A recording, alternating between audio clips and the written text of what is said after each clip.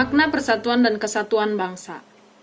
Terdapat 3 makna penting dalam persatuan dan kesatuan bangsa. Yang pertama, selalu menjalin rasa kepercayaan, kebersamaan, dan saling melengkapi antar bangsa demi menjaga rasa persatuan dan kesatuan bangsa. Yang kedua, kerap berupaya untuk dapat saling menghargai satu sama lain antara sesama bangsa yang berlandasan rasa kemanusiaan sehingga dapat tercapai kehidupan yang serasi dan harmonis. Yang ketiga, selalu menjalin rasa kekeluargaan, persahabatan, saling tolong-menolong, serta nasionalisme antar bangsa yang dapat menjaga persatuan dan kesatuan bangsa. Manfaat persatuan dan kesatuan.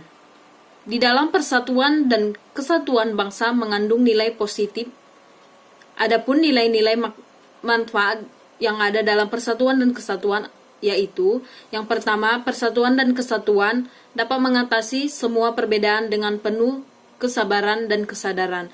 Yang kedua, persatuan antara warga negara dalam membuat pembangunan nasionalisme berjalan lancar, aman, baik, dan sesuai dengan harapan. Yang ketiga, bangsa Indonesia akan lebih mudah maju dan berkembang dengan menerima perbedaan yang muncul. Bagian yang keempat, akan lebih mudah untuk mencapai tujuan nasionalisme yang tertuang dalam pembukaan Undang-Undang Dasar tahun 1945 Anilya 4. Bagian yang kelima, dengan adanya persatuan dan kesatuan akan tercapai suasana aman, damai, dan tentram dalam negara, terutama karena adanya sikap toleransi, solidaritas, dan setia kawan antara warga. Yang keenam, persatuan dan kesatuan dalam mewujudkan kehidupan yang seimbang, harmonis, serta serasa antar manusia. Yang bagian ketujuh, pelaksanaan gotong royong dalam kehidupan sekitar akan berjalan lancar tanpa adanya kendala. Yang bagian kedelapan, saling menjaga kerukunan dan menjalin silaturahmi antar bangsa.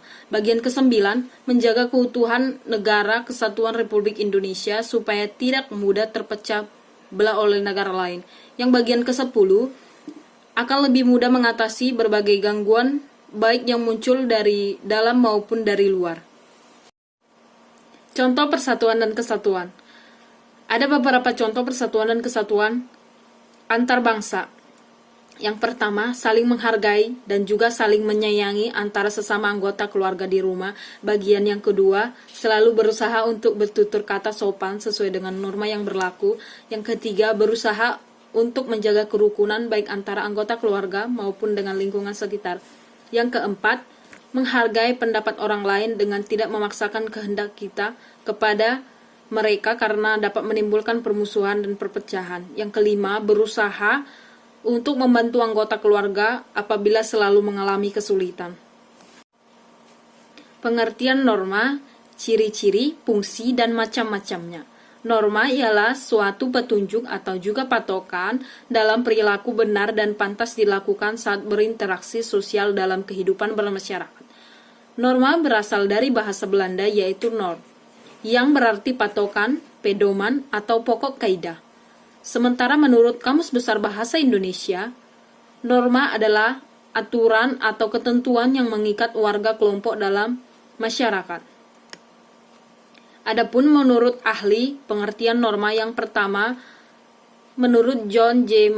Mason, norma ialah segala aturan dan harapan masyarakat yang memandu segala perilaku anggota masyarakat. Bagian yang kedua menurut Brom dan Selnis, yaitu norma ialah suatu rancangan yang ideal dalam perilaku manusia yang memberikan batasan bagi suatu anggota masyarakatnya untuk mencapai hidup yang sejahtera. Yang ketiga dari Anthony Giddens, yaitu norma menurutnya ialah sebuah prinsip maupun aturan yang jelas, nyata, dan konkret yang harus diperhatikan oleh setiap masyarakat. Fungsi dan ciri-ciri norma. Fungsi norma yang pertama, bisa mencegah terjadinya benturan kepentingan masyarakat. Yang kedua, dapat menciptakan kehidupan masyarakat aman, tentram, dan tertib. Yang ketiga, memberikan petunjuk atau pedoman bagi setiap individu dalam menjalani kehidupan masyarakat. Yang kelima, membantu mencapai tujuan bersama dan masyarakat. Yang keenam, mengatur tingkah laku masyarakat agar sesuai nilai yang berlaku. Yang ketujuh, memberikan batasan yaitu berupa larangan atau perintah dalam berperilaku dan bertindak. Yang bagian kedelapan, memaksakan individu dalam menyesuaikan dan berinteraksi dengan norma-norma yang berlaku yang ada dalam masyarakat serta menyerap nilai-nilai yang diharapkan. Ciri-ciri norma. 1. Secara umum tidak tertulis. 2. Merupakan hasil dari kesepakatan. 3. Masyarakat merupakan pendukung yang menaatinya. 4. Melanggar norma sosial mendapatkan sanksi atau hukuman. 5. Menyesuaikan dengan perubahan sosial sehingga dapat dikatakan bahwa norma sosial dapat mengalami perubahan dibuat secara sadar. Macam-macam norma. 1. Norma agama. Norma agama menjadi pedoman hidup bagi manusia yang bersumber dari Tuhan Yang Maha Esa. Isi dari norma ini berupa perintah ajaran dan langgaran, sanksi dan pelanggaran norma agama berupa dosa dengan balasan akhirat kelak. 2. Norma kesusilaan. Norma yang satu ini bersumber dari hati nurani manusia. Norma kesusilaan mendorong manusia untuk berbuat baik dan menghindari perbuatan buruk. Jika seseorang melanggar norma ini, biasanya mereka akan mendapatkan sanksi berupa penyesalan, dicemooh, bahkan dikucilkan dari masyarakat. Yang ketiga, norma kesopanan. Norma kesopanan disadari beberapa hal, seperti kebiasaan, kepantasan, kepatutan yang berlaku di masyarakat. Norma kesopanan berasal dari pergaulan manusia. 4. Norma hukum. Norma hukum bersumber dari negara atau pemerintah yang diatur dalam hukum undang-undang. Norma hukum memiliki sifat memaksa untuk melindungi kepentingan dalam pergaulan hidup bermasyarakat. Hak asasi manusia atau HAM. Hak asasi manusia adalah sebuah konsep hukum dan normatif yang menyatakan bahwa manusia memiliki hak yang melekat pada dirinya karena ia adalah seorang manusia. Hak asasi manusia berlaku kapanpun, dimanapun, dan kepada siapapun, sehingga sifatnya universal. Hak asasi manusia pada prinsipnya tidak dapat dicabut. Hak asasi manusia juga tidak dapat dibagi-bagi, saling berhubungan dan saling bergantung. Hak asasi manusia biasanya dialamatkan kepada negara, atau dalam kata lain, negaralah yang mengemban kewajiban untuk menghormati, melindungi, memenuhi hak asasi manusia. Macam-macam hak asasi manusia. Pertama, hak asasi pribadi. Kedua, hak asasi politik. Ketiga, hak asasi hukum. Keempat, hak asasi ekonomi. Kelima, hak asasi peradilan. Keenam, hak asasi sosial budaya. Tujuan dari hak asasi manusia sendiri yaitu melindungi orang dari kekerasan atau sewena-wena, mengembangkan rasa saling menghargai antar manusia, mendorong tindakan yang dimana manusia dilandasi kesadaran atau tanggung jawab untuk menjadi bahwa hak-hak orang lain tidak dilanggar. Faktor-faktor penyebab terjadinya pelanggaran hak asasi manusia yaitu 1. Penyalahgunaan kekuasaan. 2. Ketidaktegasan aparat hukum. 3. Teknologi yang disalahgunakan. 4. Sikap egois dari pelakunya. 5. Sikap tidak toleran. 6. Kesengajaan ekonomi dan sosial yang tertinggi. 7. Rendahnya kesadaran hak asasi manusia. Adanya diskriminasi dari orang yang dilindungi.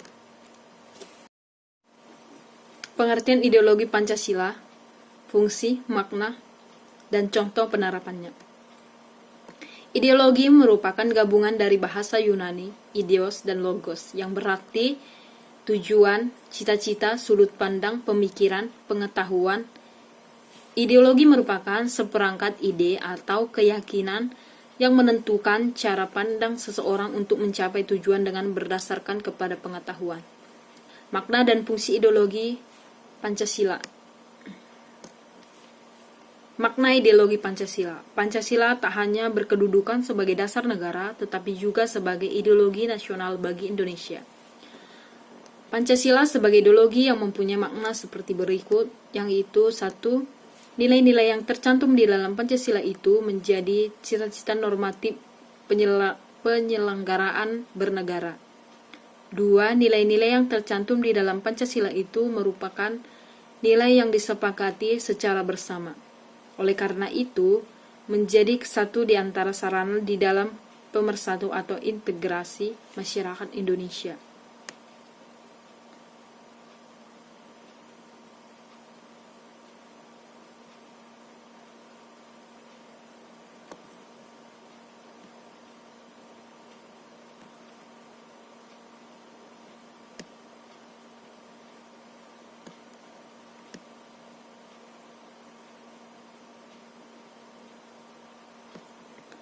Fungsi ideologi Pancasila. 1.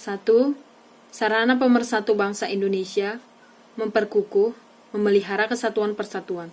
2. Membimbing dan mengarahkan bangsa Indonesia untuk mencapai tujuan. 3. Memberikan motivasi untuk menjaga dan memajukan jati diri bangsa Indonesia. 4. Menjadi pedoman hidup bangsa Indonesia untuk menjaga keutuhan negara. 5. Menumbuhkan jiwa nasionalisme dan patriotisme. 6. Menunjukkan jalan serta mengawasi dalam upaya mewujudkan cita-cita yang terkandung dalam Pancasila.